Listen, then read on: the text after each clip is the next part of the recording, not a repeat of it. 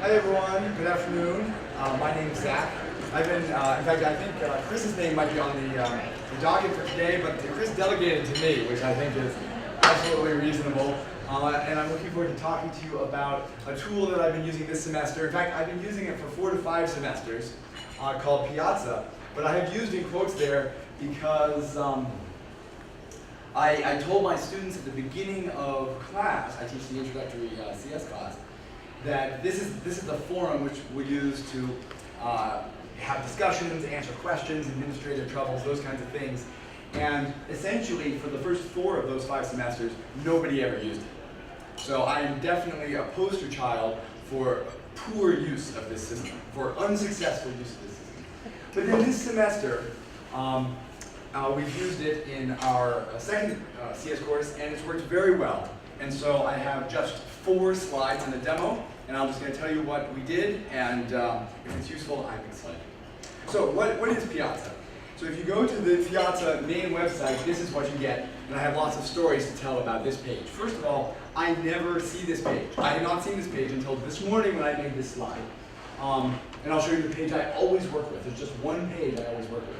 But a couple things. First of all, Pooja Sankar is fantastic. She's an entrepreneur. She graduated with her CS degree just a few years ago, a couple years ago, and she created this online discussion site for college professors to sort of organize what's going on with discussions in their classes. She is at all of the education meetings for the CS community, and she's outselling her product, and she's really very charismatic. So, first of all, she's a great story. The second thing that I'm very excited about is you might notice this school right here.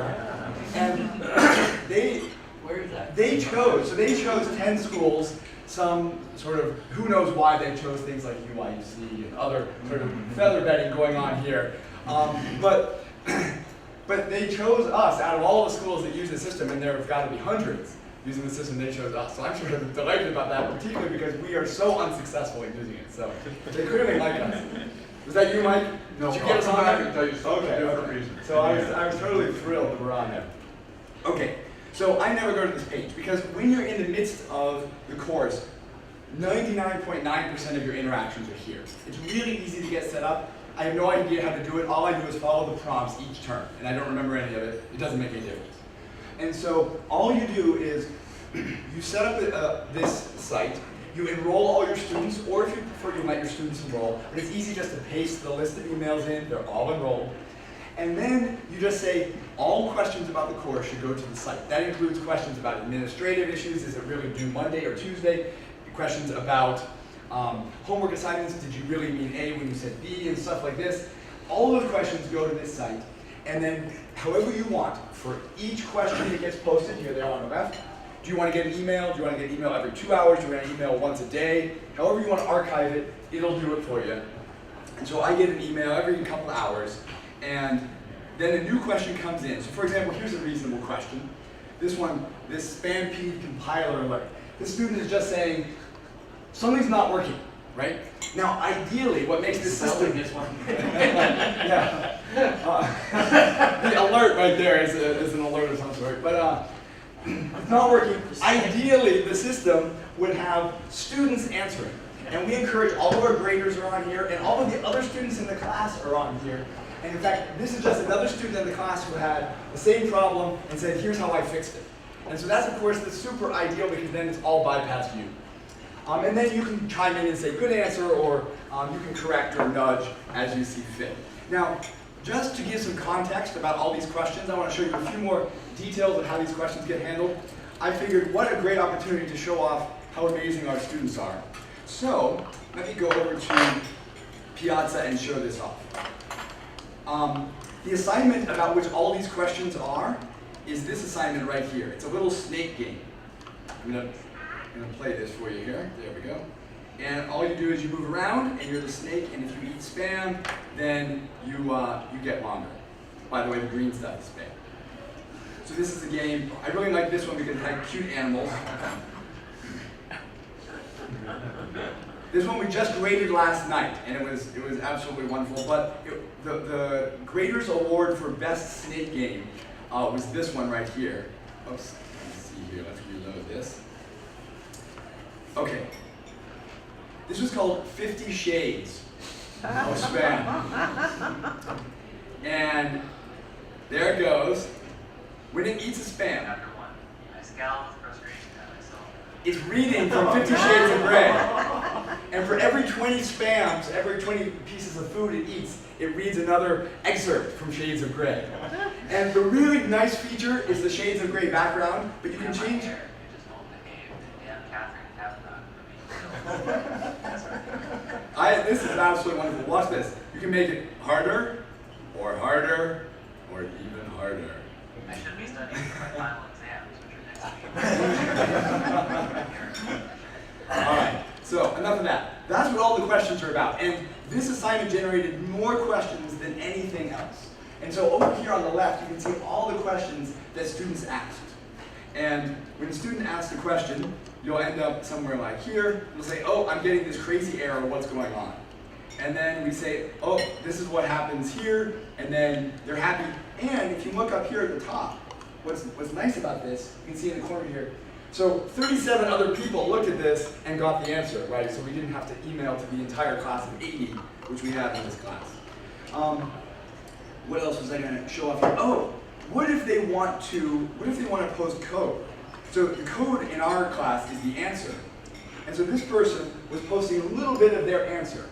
And so we asked them, if you're going to post a little bit of your solution, please don't make it public. And so a nice feature is that, oh, you see up in the upper left there, this is a private question. Only the instructors can see it. And so they haven't given away anything that's of crucial interest to the rest of the crowd. Let's see, what else was I going to say here? That's pretty much it. That's pretty much it. That's essentially how it works. That's all I do with it. I go to this page, I answer questions. The interface is wonderful. That's the whole thing. I would just point out that Yeah, please. students can post anonymously. Oh yes, they can post anonymously, for sure. And some students have, oh, so right there, that one was anonymous. In fact, we've had students say, I really, really like, oh, here's another question with code. Let's see if it's anonymous. Oh, here it is. Oh, this one is interesting. This one, we see the name, but if they want, they can be anonymous to the rest of their class. So they can sort of choose the level at which they're exposing what they know or don't know, if there's something sensitive there. And that, we've had students tell us this is really why I like the system so much. Because they can sort of, yeah, thank you for that. So that's essentially the entire system. Oh, did I get a new message here? Aha, I've just got a new question. Let's take a look at what this is. It's going to be real sensitive. It's going to be very sensitive. Private unanswered question. I haven't started the project yet, and there's a cool party this weekend. Could I please have a 3-week extension? Wow. All right, well, we better take the standard approach. Here we go. No way. Okay. There we go. That's our standard response, and we're good to go. But anyway, that's essentially what happened. So Chris just posted this question, and I've answered it, and so on. So that's essentially the interaction you got there. That's my demo, and so these are just my final thoughts. The most important thing, the reason it didn't work at all the first 4 semesters was because I did not champion it at the start of the semester. Okay. Colleen Lewis, who's co-teaching this class with me, she loves this system. She's from Berkeley, where it was first piloted, and she was savvy about it, and she said, all right guys, we're going to use this system, everyone has to post. We would ignore people's emails for 24 hours to sort of encourage them to post there because we would respond to those things much faster. And it absolutely worked. After a week, everyone was using it. She even made it a challenge. Okay, let's see if we can get this number as low as possible, because it keeps track of how quickly people's questions are responded to. So that was also a nice technique. Much more efficient than email. Anonymity and public-private was all good. And what I like about it is that I have done nothing else different in the class. Everything else is exactly the same as it always was. And so it doesn't lock you in.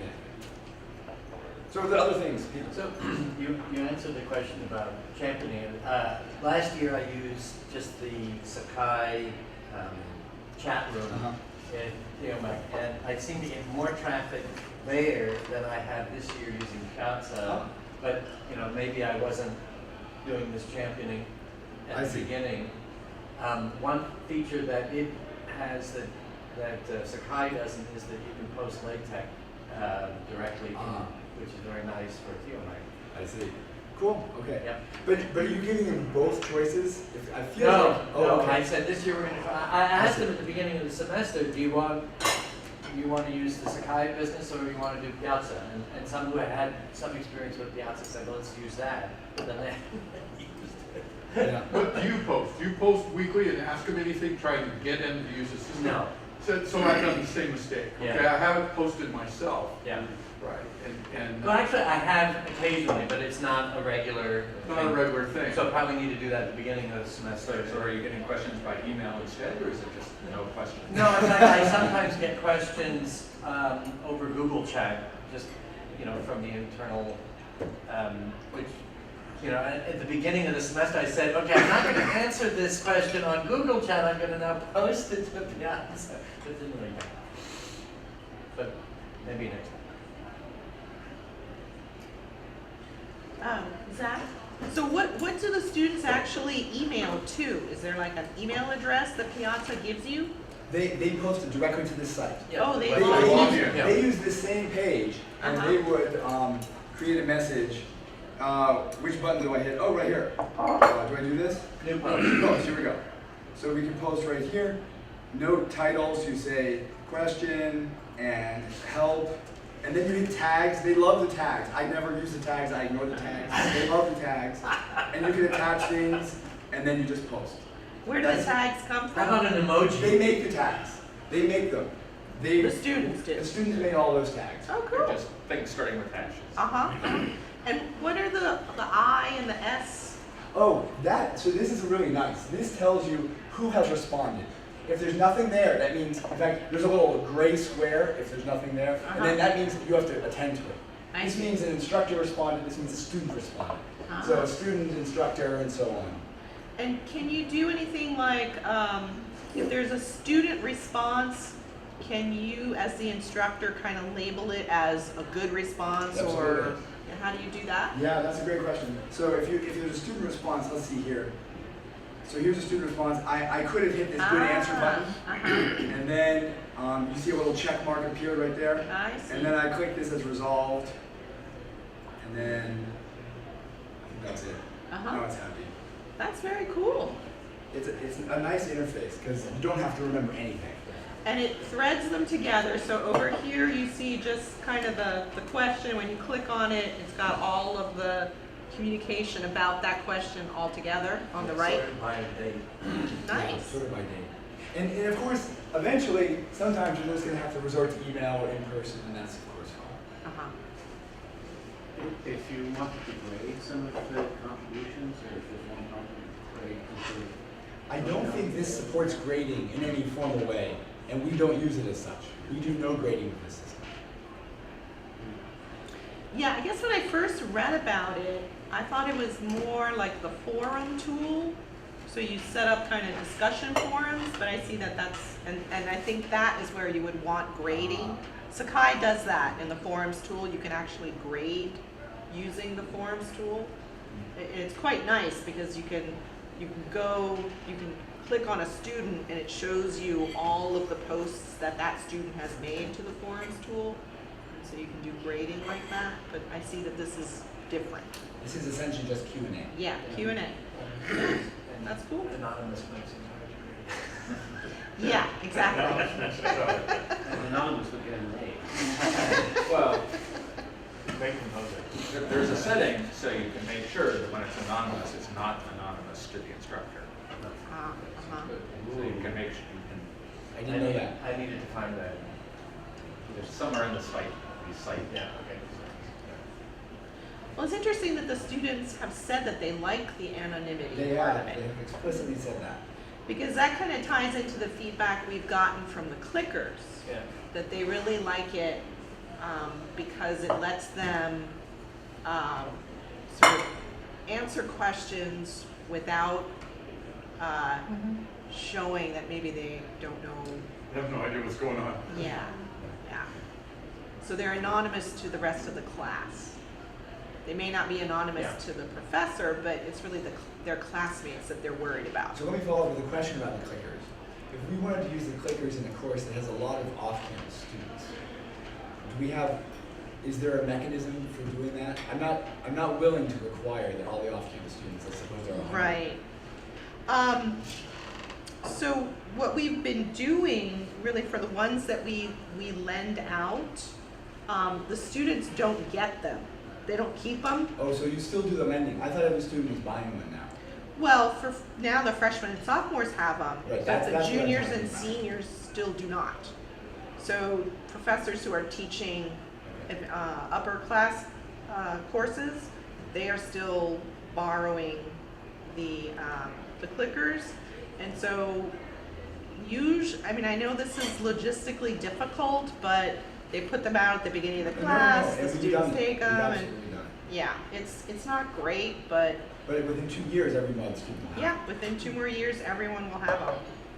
Still means you're gonna have to have But a that just handful in means, every class. yeah, I mean, essentially my default reasoning is we have too many off-campus students, we simply cannot use clickers. And it sounds like that's okay, that's fine. Well, now, Peter, did you used them and you borrowed some extra, right? You handed Because those we to had the. a few sophomores last year who did not have their own, and so we Right. borrowed for them.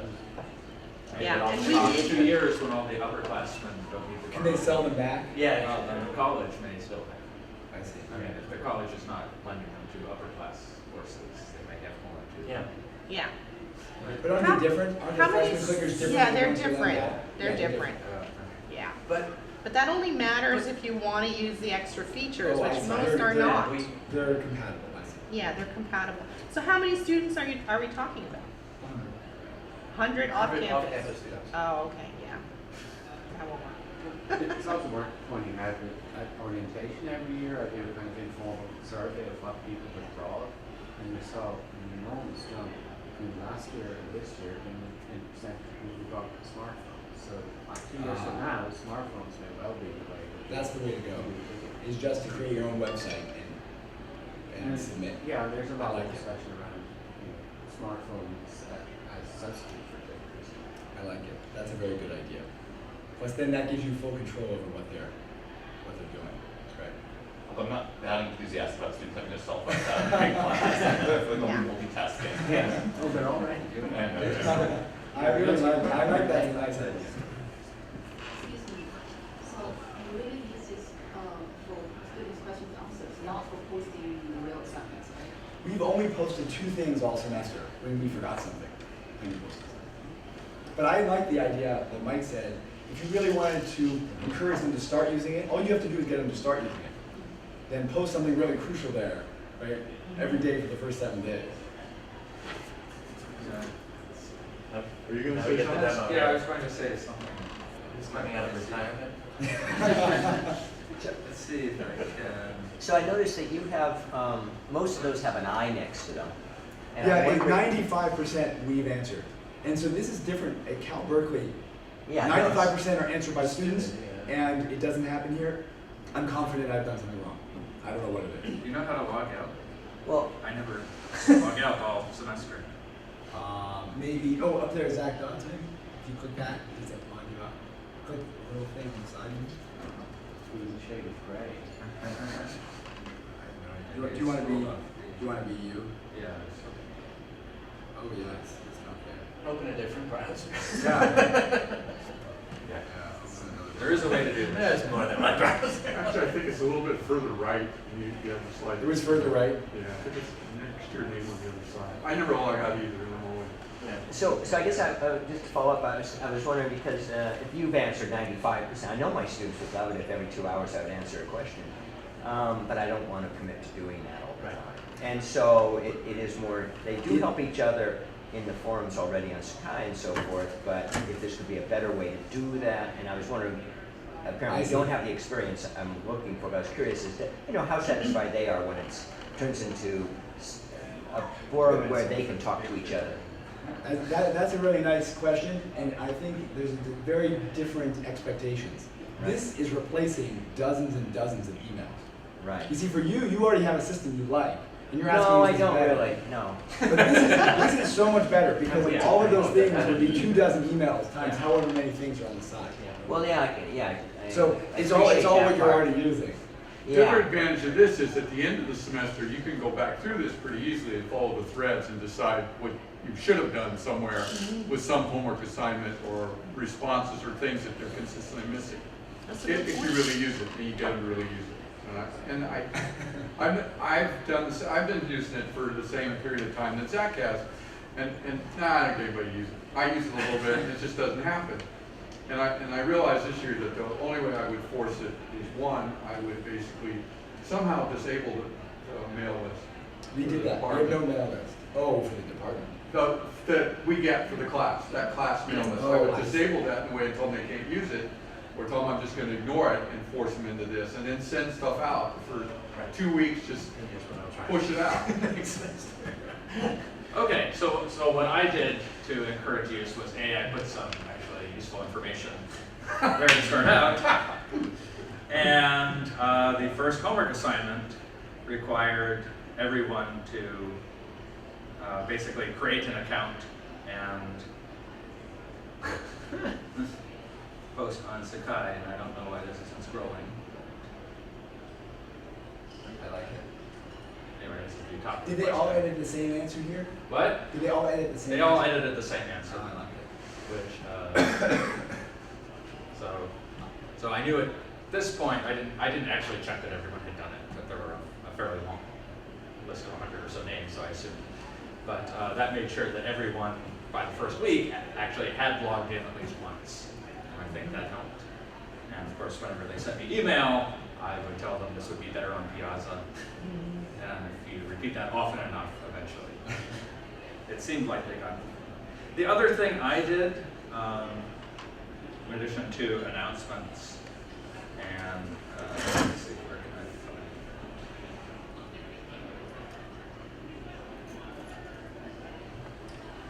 find? The other thing I did was I used this as the way of communicating with the graders.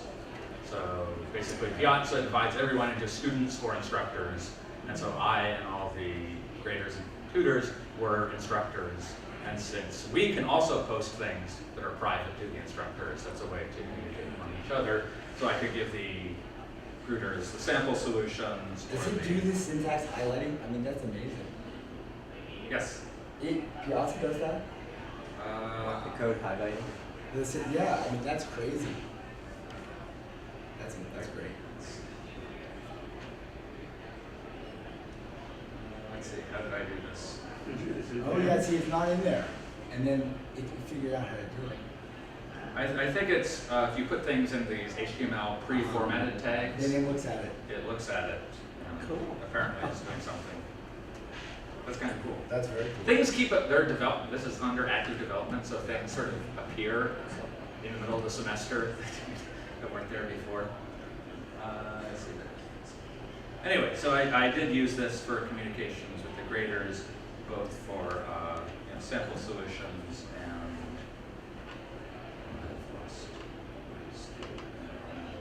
Chris, I have a question for you. grading rubrics, etc. When you populate the course, both your graders and the students, are you able to set whether those folks get notifications by email, or do they have to do that themselves? I believe it defaults to notifying them by email, and the students can turn that off if they wish. I think so. That's good. That's what we did. That's what I did. And that way, the one student who will be upset about it can turn it off, but the other 89 will be.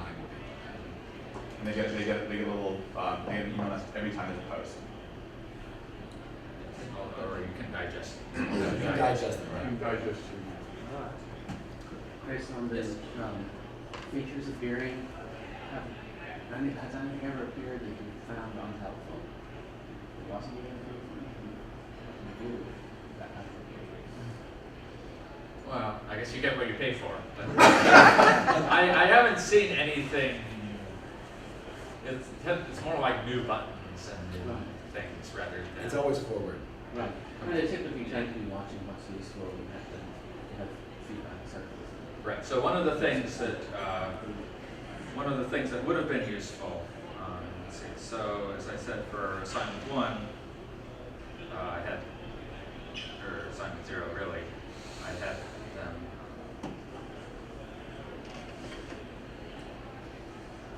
doing this assignment, and I believe that some of them, you know, because you get email with a new question, I think, and you get email if a question you've contributed to changes. And this one, I think everybody got, so I got like 100 emails. 100 people added lines to this answer. But one of the things that appeared at the end of the semester was a little checkbox. When you post a question, sort of disable emails when this post is updated, which would have been useful for this. And I suspect they would not have turned off their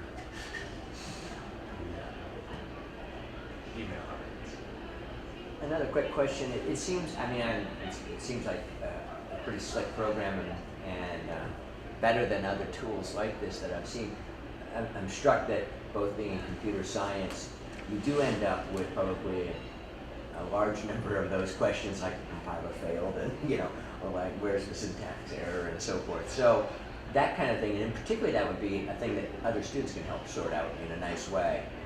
Especially the systems. It's always hard for me to, I'm actually a chemist, I'm always trying to think, well, how is that little dialogue going to go? And then of course it's very dependent on structures. You mentioned the latex can be in, and I saw some little pictures where they claim you can put in chemical structures, and I know you can put in images, and even from your phone you can take a picture of something and upload it automatically apparently. So if you have something like you've drawn on the whiteboard as an answer, you can apparently, if I draw some structures or something and I say, okay, here's what you got to think about, you know, if I were that smart, I could take a picture. So I can sort of see all that. It's just, but no one's had any experience with other parts of this that might relate to putting up images or the LaTeX interface you've used. Yeah, I've used it. And that's supposed to be pretty good, isn't it? Stupid simple. Okay. You just put a $sign, type your tag, put a Okay. $sign. Okay. So, go ahead.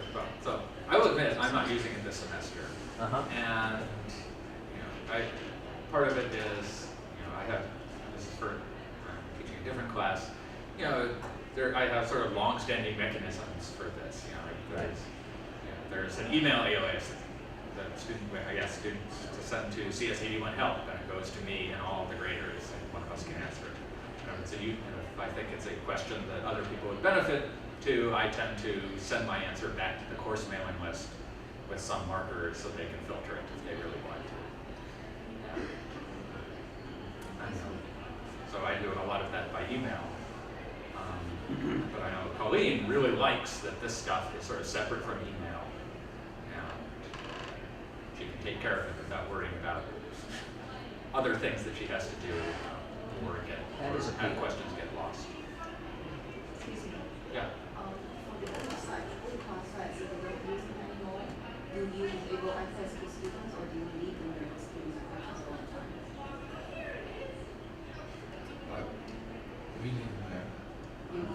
Yeah, I'm pretty sure I've disabled updates to the old sites. I certainly have access to the old sites. To be honest, I don't know whether students have access. But you can do, if you decide to disable, you can do that easily, right? Like say, You can at least keep, I think, new people from signing up. Well, it says right there it's inactive. Yeah, this is inactive, but I'm the instructor, so I don't know what would happen if I look Oh, at I it from a see. student perspective. Right. So, Joanne, your question is, can they still even see it? yeah, I say like what, like I said, we can unpublish the site after Right. classes, semester ends. But for this, once we create a site and get access to students' class, then I assume and they can have access forever. So, Making a class inactive freezes the class, preventing anyone from joining a new post from being submitted.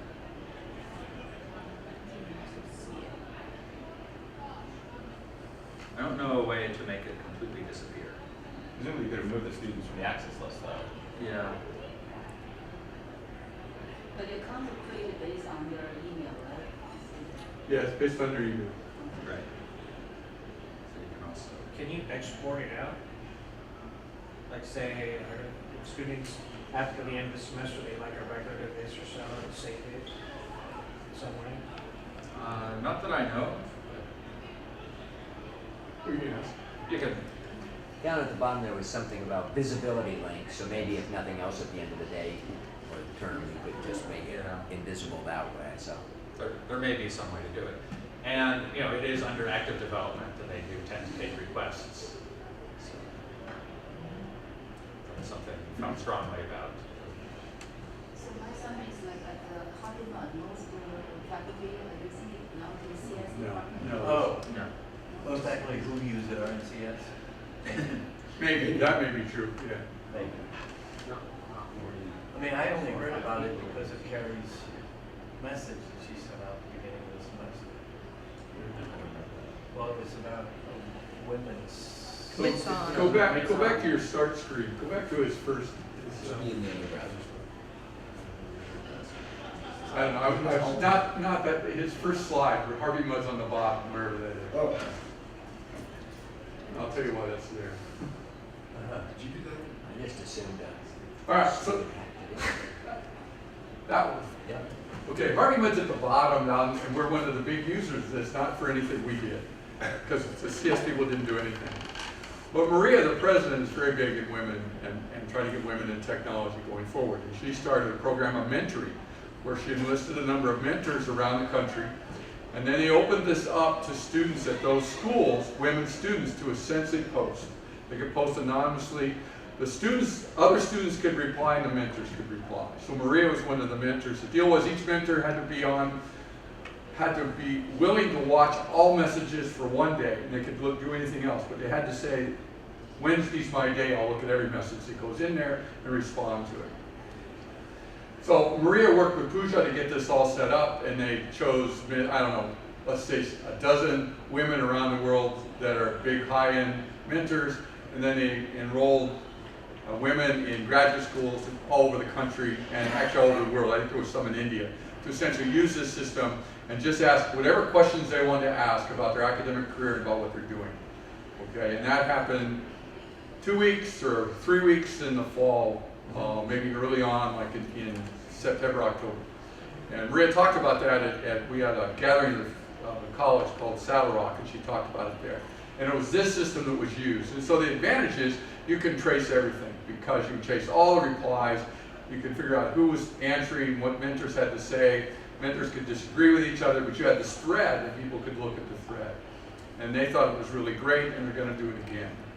And so that's I think why we got down there. It's not because any of us used it. Okay, I don't think we can count that much. I don't think you're selling yourself short. Yeah. I don't know the credit we're there, what makes me happy is that we're there and we're ahead of how it's happening. Yeah, so I think that's good. So, anyway, so that's another total use that was done with this, and the reason was, and then they've gone back, some of the people in Maria's group have gone back and really tried to analyze the types of questions, the responses, et cetera, and what happened. So they're trying to really understand this. So when they do it again, they have a better idea of what's going to happen. One more. Have you had to worry about privacy issues when you're putting those emails?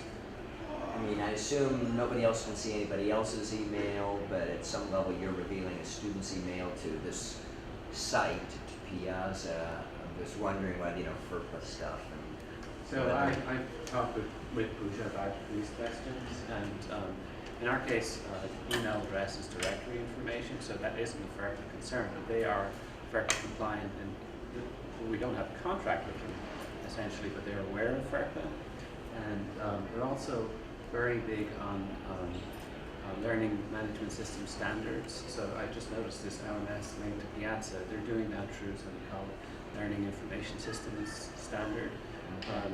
So insofar as you're sensitive to these issues, Yeah, but and that's what I'm asking, Right, is just yeah. whether there's an awareness of that and whether anything. yeah. It's also the case that I don't know what would happen if someone at Harvey Mudd invoked their FERPA protection rights, so that we have to pull every piece of information from systems we control. I don't know how we would communicate that to them, but we have had maybe one person in 20 years who's done it, so it's not a big risk. Right. You can remove somebody from. Right, but how do you know? That's so if somebody goes to the registrar and says, I'm invoking my FERPA rights, you would know. But it's not big. I have a related question, which is, one of the reasons I like using the mailing list is because they're updated as students disenroll and enroll. And I'm wondering, this I'm guessing we have to manage manually. I'm guessing there's no automatic enrollment through No. CIS. Well, Infrastructure. that's, I was gonna ask, do you think it'll be worth pursuing, because they do have LAS compliance, which allows for easier? I think I'd be more likely to use it for a large course if that was the case. Because a course in which there's changes in enrollment, I really want to make sure it's up to date. Yeah. So if that wasn't too much effort, I would definitely use it. Shouldn't do it not just for me, but Right. I would definitely. Students can sign them up, sign themselves up. Right. But when they drop, for example, if I They don't found, understand themselves, but they wouldn't have it on. they wouldn't do it. So I like the solution sets here, but if a student disenrolled, I don't want them to see it anymore, and I don't want them to manage that. Well, I bet that's what the LMS need to get some things back. Sakai is pretty standards compliant too, so it actually might not be a very difficult task. I did notice last week I was looking at this, and I did mention Sakai as something that you can use. And I think they mentioned in the little how-to or something about, I'll say linking because I don't understand it, to the Sakai framework in some way. But anyone know anything about that? As in, to use a little more directly within it as an alternative to the, Right. specifically the forums of Sakai. Yeah, that's what they mean by link directly, but we don't know what it looks like or. No one's, Yeah. So what would you be willing to pay for it? None. I'd go back to the way it used to be. Okay. I've used it one term out of 30 terms? Doesn't make any difference. Mm-hmm. Are they Well, they're venture capital funded so and some companies are charging? maybe. The question is, how much would someone who has money institutionally be willing to Right. pay? Right? I mean, Right. I pay nothing for it. Oh, so we pay, through the colleges, we pay 10,000 for Sakai. That- For all 5 Cs? All 8 entities that use it, so there are 2 private programs and CSU as well.